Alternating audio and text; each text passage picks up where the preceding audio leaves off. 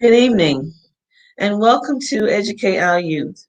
I'm your host, Janet Keith Thompson, the CEO and co-founder of the Mamie Keith and Eileen Bradley Educational Foundation. The mission of Educate Our Youth is to make college more accessible through education, mentoring, professional development, and any other means available to students by offering programs such as ACT and SAT workshops, tour college campuses, and assist with financial aid, applying for financial aid, academics over academics over scholarship, academics and athletes, and also young entrepreneurships. Our guest this evening is Ms. Jalen Lawson. She's an admission counselor from North Carolina A&T State University. Good evening, Jalen. Good evening. Thank you so much, Jen, for the invitation. Good evening, everyone else. Yes, thank you. And I'm so glad you accepted this invitation. So let's get started by giving us some history, a little bit of history about North Carolina A&T. Yeah, so North Carolina A&T, we were founded in 1891 as a land-grant university. To be technical, we were technically founded at Shaw University in Raleigh, North Carolina before the grant funding. Then we moved to Greensboro, North Carolina, which is the third largest city in North Carolina. We are the number one public HBC in the nation, and we're also the largest HBC in the nation. We are the number one producer of African Americans when it comes to our engineering programs, and also for our accounting as well when it comes to our African American producers of accounting. So A&T has a lot to offer. We are a STEM-focused institution. However, we have a lot of non-STEM programs we offer when it comes to business, to our journalism. We do have a TV station and a radio station on our campus as well. So with all that being said, there's a lot of great history at A&T, but we also produce when it comes to movers and shakers in the 21st centuries of our Black excellence when it comes to our students. Well, before I started this program, I worked in higher ed in the Educational Talent Search Program at Horry Georgetown Tech. So we went on college campus tours, and your campus was one of the places that we toured. One of the exciting parts of that tour was the statues at the end of campus. I think from the four that's sitting at the fountain. At the oh gosh, I can't think of the place now. Yes, the Luncheon Woolworth Counter. Yes, February 1, 1960. Right. So I was really impressed with that. And also that's a large campus. Yes, ma'am. When we finished touring and walking, my thighs was burning because it's a very large campus. Beautiful campus, has a lot to offer. So we'll start with your admission process and what's the criteria for being admitted to North Carolina A&T. Yeah, so when it comes to our admission process, there is two ways to apply. Because first, you're like, how do I apply? You can apply on our website, ncat.edu, or we are on the Common App as well. It is a $60 application fee, and we will take three types of fee waivers. Usually those fee waivers come from the guidance counselor or maybe who was the college advisor at that high school when it comes to that. So we take NACAT, that's NACAC, College Board, and ACT. Those are the three types of fee waivers that you can send into A&T when you are applying. If you want to waive out that $60 application, test scores are optional this year, so test scores are not required. And also when it comes to official high school transcript, that's all we need. So just fill out the application, either pay the $60 or do the fee waiver, and then send in that official high school transcript, making sure senior year is on there so we can see what's working in progress. And then, we'll be able to make a decision within 4 to 6 week turnaround time. You do have to be a senior to apply to A&T. So there's any sophomores, freshmen, or juniors participating in that. You do have to wait till your senior year to apply when it comes to applying to A&T. Okay. Has the percentage of applicants gone up or down since COVID? I think it have went up since we have waived when it came to our testing. We do have an out-of-state cap. We can only take 18% of out-of-state students, but within our test score being waived, I have seen an influx when it comes to application, probably around 30,000. Okay, sounds good. So what percent of the students generally graduate? A lot of students, it takes them longer than 4 years. So are they coming out, leaving North Carolina A&T at 4 years, or is it taking them a little longer?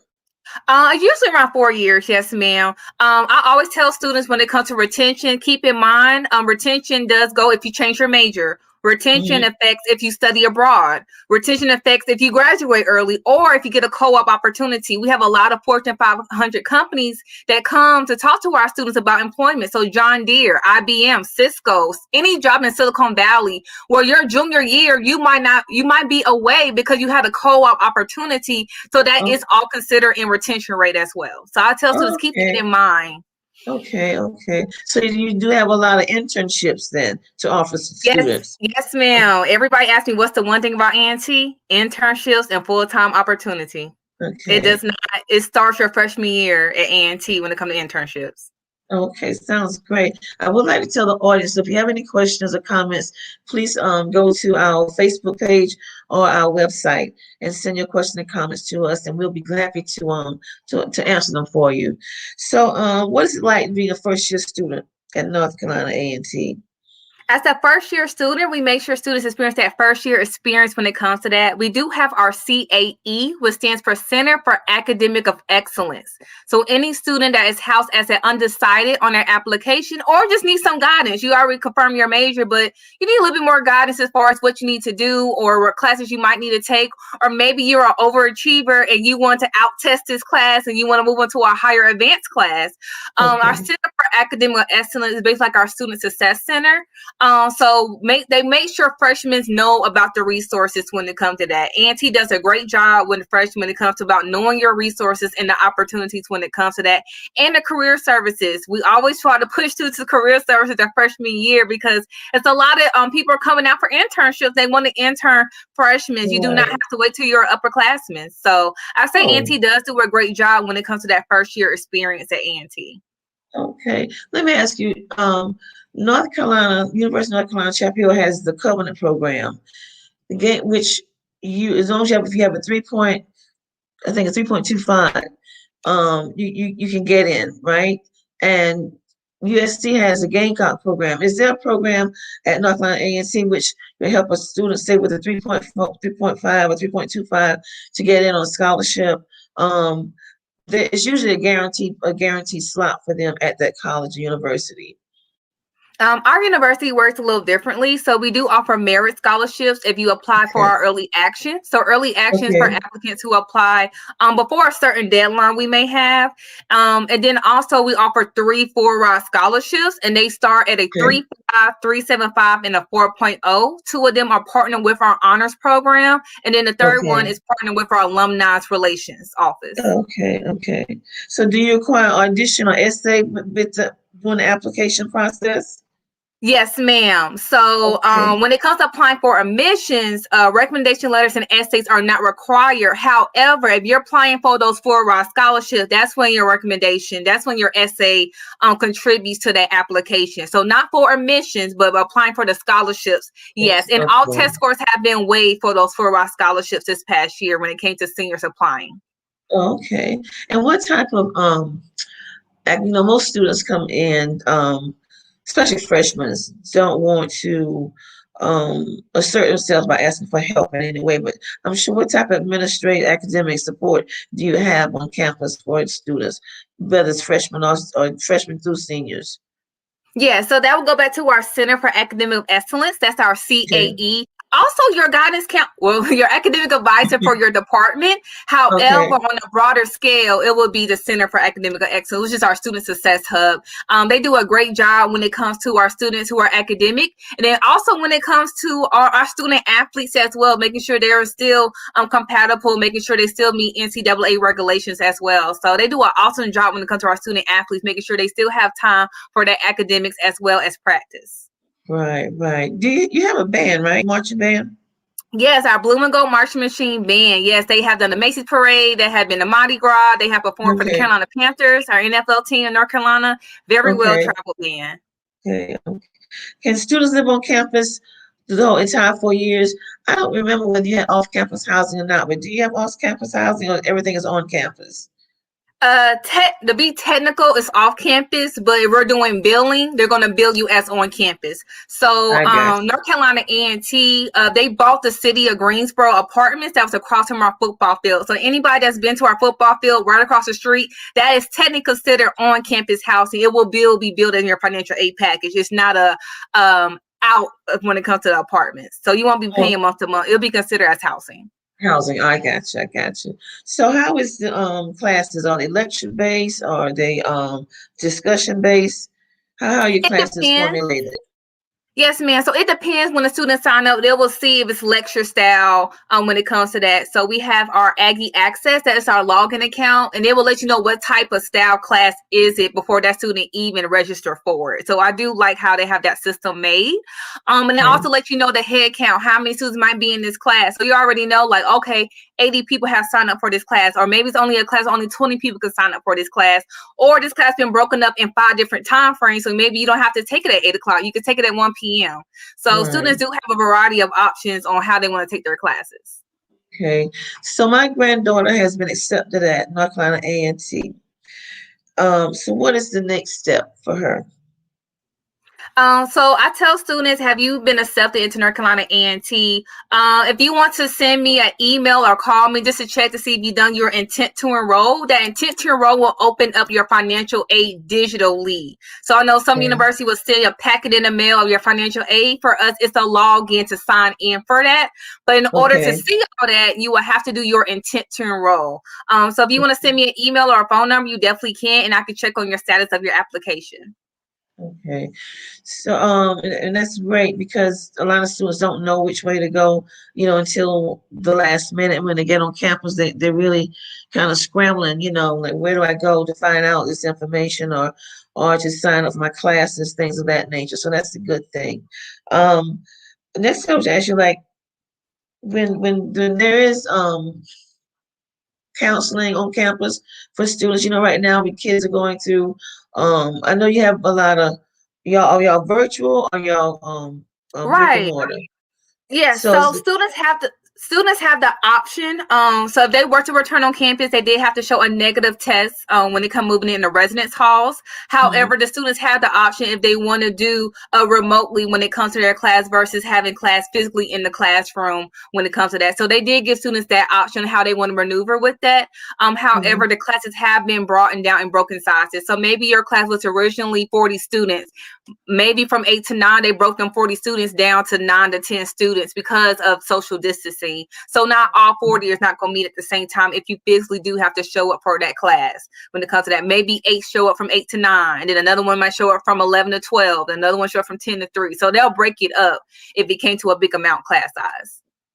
and counseling is available because a lot of things happen on college campuses, and some are offensive against women, and some things happen to get towards men. So how are the campus set up for things of that nature? And is there counseling available for students that might be suffering from any mental health issues and things of that nature? Yes, ma'am. So great question. Yes, there is actually we have an increase when it came to our counseling center. When it came to hiring students, we actually have a counseling that is catered to students when it came to student athletes as well. A lot of student athletes might have got sad or depressed because of this is their season, or this was their senior year, or Right. this was their time where they don't have to be redshirted when it comes to that.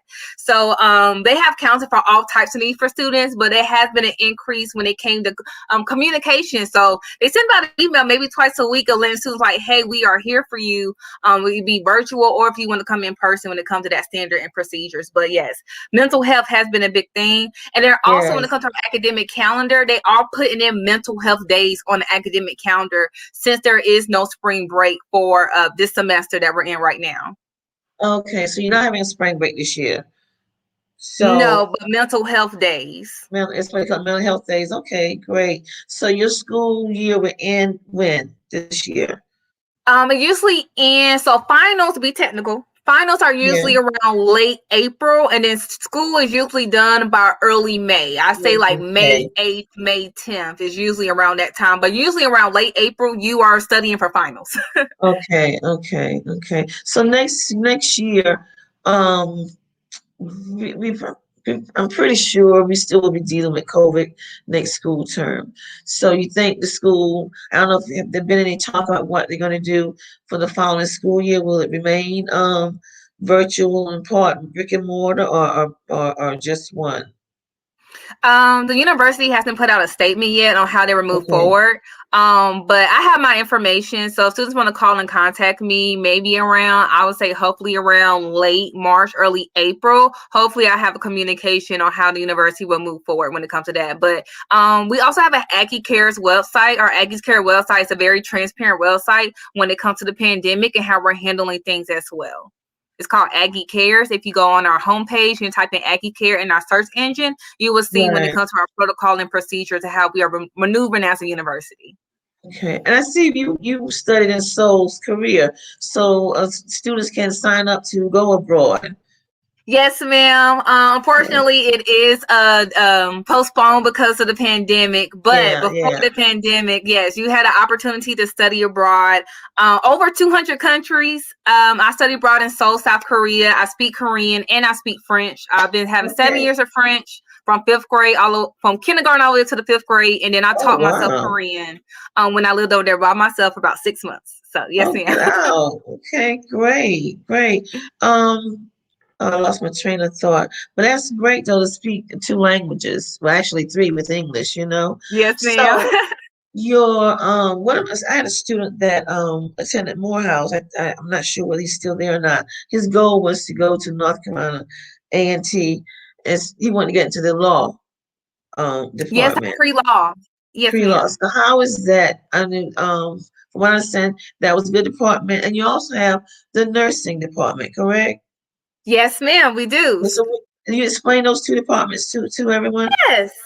So for nursing has a certain requirement. If you're applying as an undergrad freshman, they would like a 3.3 weighted GPA or higher. Since test scores are optional, 3.3. I'm gonna mention engineering because engineering has different ones today, like a 3.2, making sure you complete at least pre-calculus by the time you graduate from high school. If you are in pre-calc right now as a senior, you are totally fine, or maybe overachiever. You took pre-calc maybe in the 10th, 11th grade. That's totally fine. Just make sure you have pre-calc before you graduate from high school. When it comes to our pre-law program, we have a lot of students who major in criminal justice that go off to law school after they graduate. And then we have students who major in pre-law as well. Pre-law is under our College of Arts, Humanities, and Social Sciences. Also as criminal justice, they're both under the College of Arts, Humanities, and Social Sciences. But as far as students going off to law school, most of them do major in our criminal justice major program. And then they also have a criminal justice week for students that might bring out law school. Admission counselors do come out for criminal justice week, and also students when it comes to working in DC for the government as well. So a lot of Aggies in the DC area that comes back and recruit students to work in the DMV area. I know 2 students personally who work for the Secret Service. So wow. Okay. Shout out to college. Good. Right.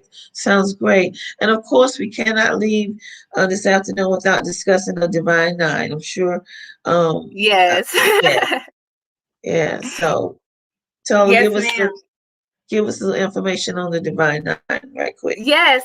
So when it comes to our Divine Nine, as of right now, we do have, I think we have 8 out of the 9. The IOTAs are not actively on our campus right now. They probably have to be rechartered. When it comes to that, if any students don't know what recharter means, you could definitely call and email me. I'll give you that different, information. But the good thing is our A&T Greek website, when it comes to our A&T page, they actually have a breakdown of the verbiage when it comes to probate or initiation or membership intake when it comes to that. But we do have all Divine 9. However, only 8 I think are active. And then also on our website, it will show you who is active for that semester. Our university does not have fall lines. Everybody has spring when it comes to that. And then we also have guidelines that you do have to participate when it comes to our non-haze and everything agreement. And also you got to be in good standings as a university, as a character whole. So it's like a holistic review before you even show interest into that Greek organization. So every student has to attend this workshop seminar about hazing, and also about the information of that fraternity or that sorority. You have to be cleared by A&T before you even show interest in that organization. So I tell students, be mindful of your character your freshman year in college, because when you become a sophomore or junior and it's your opportunity, they can go back to your freshman year if it came to some type of discipline behavior that had to be done. So I tell students, be very mindful, because the first step is you have to be clear with A&T before you even show interest into that fraternity or sorority when it comes to that. And it's interesting that you say that because I try to tell my grandson, my granddaughter, of course, and most, she's just 15. Be careful, mindful what you put on Facebook, on social media, because a lot of colleges actually look at your social media page once you apply. And that too could hinder you from being accepted, not only into a sorority, but just into a college itself. Yes, ma'am. So I tell students they are very serious when it comes to Greek life. I tell Yeah, students make sure you're good and clean. I'm a Delta, part of Delta Sigma Theta. But yes, it's just a lot of stuff that goes on when it comes to making yeah. sure that you are on your P's and Q's, making sure you know why you want to join, if you do want to join, what is your purpose, making sure that you do have the great GPA because you do have to have a GPA to be involved with this as well. And making sure you are a well-rounded person before you even show interest. Were you doing all this before you even show interest in this organization when it comes to that? Someone, Miss Tara Hill Stark says, such a smart young lady. Go Aggies. Oh, So, thank you. and she just That said, was like hey, 5 years ago. yeah, she said, hey, Sarah. So, um, Hey. yeah, so I'm glad she's listening in this afternoon. So we're gonna do a little quick recap. Um, to get into North Carolina A&T, they're not taking SAT. They can waive the SAT or ACT, but the GPA must be what? Our average is a 3.6. We do Okay. strive for students to range to the 3.6. We can take students below that. However, be mindful of that 18% cap I talked about. Yeah, okay. Well, is there anything else you'd like to share with us before we leave this afternoon? You've been very To be honest, informational. that was my whole PowerPoint, all the questions you asked me. So it'll be Okay, redundant if I was to share my PowerPoint. You basically answer all that. But yeah, the full ride scholarships are on the freshman link.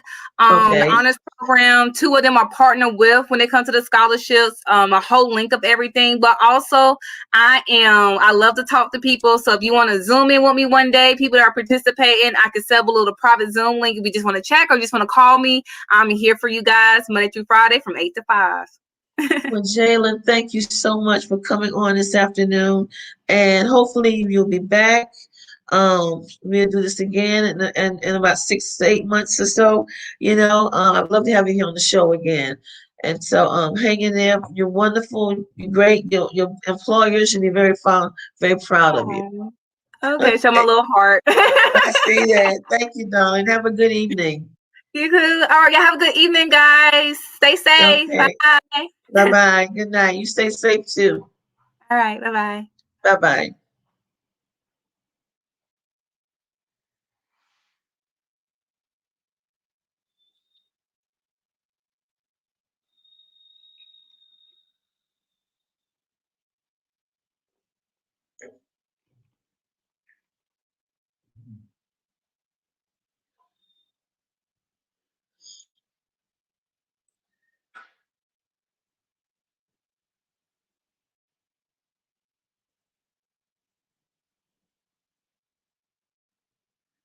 Next week's show, ladies and gentlemen, will be Mr. Demetrius Smith, and he will be discussing his new book, How to Fail at College.